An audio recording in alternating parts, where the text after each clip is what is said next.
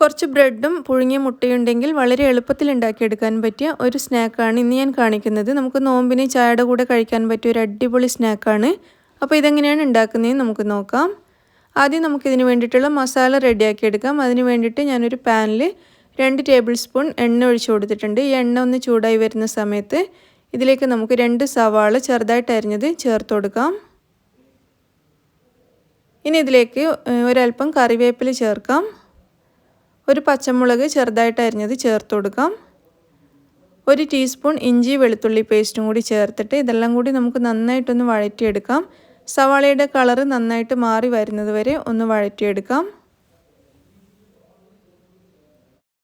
ഈ സമയത്ത് നമുക്കിതിലേക്ക് ആവശ്യത്തിനുള്ള ഉപ്പും കൂടി ചേർത്ത് കൊടുത്തിട്ട് നന്നായിട്ട് വഴറ്റാം.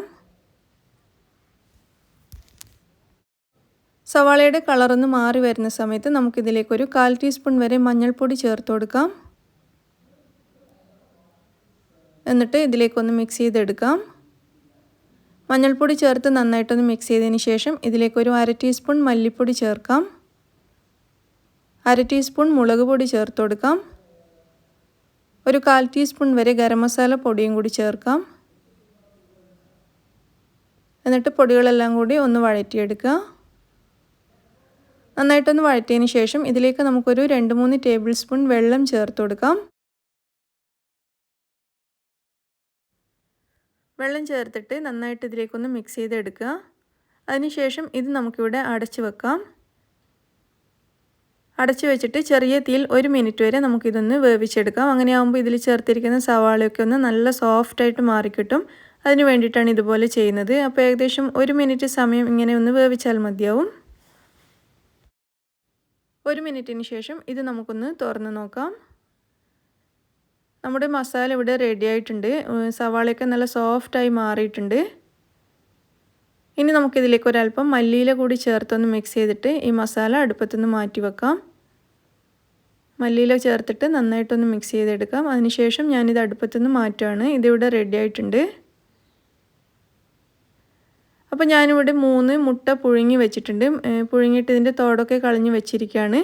അതിനുശേഷം ഇതുപോലെ ചെറുതായിട്ട് ഇത് കട്ട് ചെയ്ത് എടുത്തിട്ടുണ്ട്.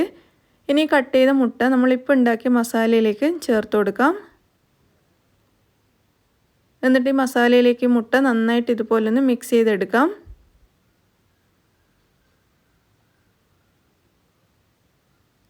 മുട്ടയും മസാലയും കൂടി നന്നായിട്ടൊന്ന് മിക്സ് ചെയ്തെടുത്തിട്ടുണ്ട്. ഇനി ഇത് നമുക്കിവിടെ മാറ്റി വെക്കാം. ഞാനിവിടെ കുറച്ച് ബ്രെഡ് ഇതിൻ്റെ സൈഡൊക്കെ കട്ട് ചെയ്തതിന് ശേഷം എടുത്ത് വെച്ചിരിക്കുകയാണ്. അപ്പോൾ ഈ ബ്രെഡ് നമുക്ക് നന്നായിട്ടൊന്ന് നനച്ചെടുക്കണം. അതിന് വേണ്ടിയിട്ട് ഞാനൊരു ബൗളിലേക്ക് കുറച്ച് വെള്ളം എടുത്തിട്ടുണ്ട്. ഇനി നമ്മൾ എടുത്ത് വെച്ച ബ്രെഡിൽ നിന്നും ഒരെണ്ണം എടുത്തിട്ട് ഈ ബൗളിലേക്ക് ഈ വെള്ളത്തിലേക്കൊന്ന് മുക്കിയെടുക്കുക. അതിനുശേഷം കൈവെള്ളയിൽ വെച്ചിട്ട് ഇതിലുള്ള വെള്ളം മുഴുവനും ഇതുപോലെ അങ്ങ് പിഴിഞ്ഞ് കളയുക. നമ്മൾ സാധാരണ ബ്രെഡ് റോളൊക്കെ ഉണ്ടാക്കുന്നുണ്ടല്ലോ, അതുപോലെ തന്നെയാണ്. അപ്പോൾ മുക്കിയതിന് ശേഷം ഇതുപോലെ വെള്ളം മുഴുവൻ പിഴിഞ്ഞ് കളയണം. ഒട്ടും വെള്ളം ഉണ്ടാവരുത്. നന്നായിട്ടൊന്ന് പിഴിഞ്ഞതിന് ശേഷം നമ്മളിപ്പോൾ ഉണ്ടാക്കി വെച്ച മസാല ഇതിൻ്റെ മുകളിലേക്ക് വെച്ച് കൊടുക്കാം. ബ്രെഡിന് ഇതുപോലെ ഹോൾ ഉണ്ടെങ്കിൽ വേറൊരു ചെറിയ പീസ് ബ്രെഡ് എടുത്തിട്ട് ഇതുപോലെ ഒന്ന് ഒട്ടിച്ചു കൊടുത്താൽ മതിയാവും. ഇനി നമ്മൾ ഉണ്ടാക്കിയ മസാല ഇതിൻ്റെ മുകളിലേക്ക് ഇതുപോലെ വെച്ച് കൊടുക്കാം.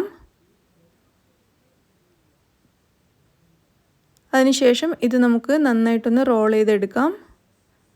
സൂക്ഷിച്ച് റോൾ ചെയ്യുക. നമ്മൾ വെള്ളത്തിൽ മുക്കിയെടുത്തുകൊണ്ട് പെട്ടെന്ന് പൊട്ടിപ്പോവാൻ ചാൻസ് ഉണ്ട്. അതുകൊണ്ട് പതുക്കെ റോൾ ചെയ്തെടുക്കുക.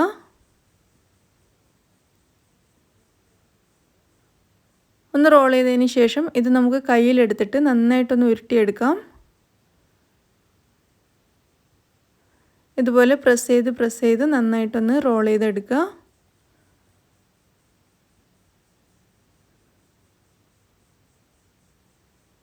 ഇത് കണ്ടില്ലേ, ഇതിപ്പോൾ നന്നായിട്ടൊന്ന് റോൾ ചെയ്തെടുത്തിട്ടുണ്ട്. ഇതുപോലെ നമുക്ക് മുഴുവൻ ബ്രെഡ് റോളും ഉണ്ടാക്കിയെടുക്കാം.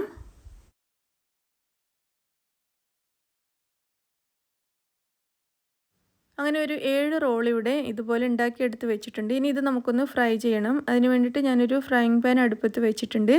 ഇതിലേക്ക് നമുക്കൊരു 5-6 ടേബിൾ സ്പൂൺ വരെ ഓയിൽ ഒഴിച്ചു കൊടുക്കാം. അപ്പോൾ ഞാനിത് ഡീപ്പ് ഫ്രൈ ചെയ്യുന്നില്ല, ഷാലോ ഫ്രൈ ചെയ്തിട്ടാണ് എടുക്കുന്നത്. അപ്പോൾ എണ്ണ നന്നായിട്ട് ചൂടായിട്ടുണ്ട്. ഇനി നമ്മൾ ഉണ്ടാക്കിയ ബ്രെഡ് ഇതിലേക്ക് വെച്ച് കൊടുത്തിട്ട് നന്നായിട്ട് ഫ്രൈ ചെയ്തെടുക്കാം. തിരിച്ചും മറിച്ചും ഇട്ട് എല്ലാ ഭാഗവും നന്നായിട്ടൊന്ന് മൊരിച്ചെടുക്കണം. ഓരോ ഭാഗവും വേവും തോറും മറ്റേ ഭാഗത്തേക്ക് തിരിച്ചിട്ട് കൊടുക്കാം. നല്ല ഗോൾഡൻ ബ്രൗൺ കളറാകുന്നത് വരെ എല്ലാ ഭാഗവും നന്നായിട്ട് ഫ്രൈ ചെയ്യുക, എങ്കിൽ നല്ല രുചി ഉണ്ടാവുള്ളൂ. ഇതിലധികം എണ്ണയൊന്നും കുടിക്കില്ല. നമ്മളിത് കാണുന്ന സമയത്ത് എണ്ണ കുടിക്കുമെന്ന് സംശയം ഉണ്ടാകും, പക്ഷേ അധികം എണ്ണയൊന്നും ഇത് കുടിക്കില്ല.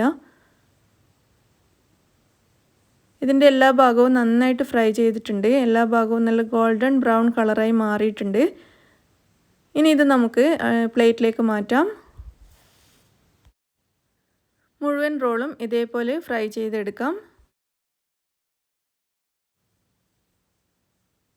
അങ്ങനെ നമ്മുടെ നല്ല ടേസ്റ്റി സ്നാക്സ് ഇവിടെ റെഡി ആയിട്ടുണ്ട്. നമ്മളിതിന് എഗ് പഫ്സ് റോൾ എന്നാണ് പറയുന്നത്. ഇഷ്ടമുള്ള പേര് വിളിക്കാം. മുട്ട പപ്സ് എന്നോ റൊട്ടി പപ്സ് എന്നോ എന്ത് വേണമെങ്കിലും വിളിക്കാം. എങ്ങനെയാണെങ്കിലും നല്ല ടേസ്റ്റാണ് ഇത് കഴിക്കാൻ വേണ്ടിയിട്ട്. ഇതിൻ്റെ ഫില്ലിംഗ് ആണ് കൂടുതൽ ടേസ്റ്റ്. നമ്മുടെ എഗ് പപ്സിന് ഉണ്ടാക്കുന്ന അതേപോലുള്ളൊരു ഫില്ലിംഗ് തന്നെയാണ് ഉണ്ടാക്കിയിരിക്കുന്നത്. അപ്പോൾ നിങ്ങളെല്ലാവരും ഇതൊന്ന് ട്രൈ ചെയ്ത് നോക്കുക. ഇഷ്ടമാവുകയാണെങ്കിൽ ലൈക്ക് ചെയ്യാനും ഷെയർ ചെയ്യാനും മറക്കരുത്. താങ്ക്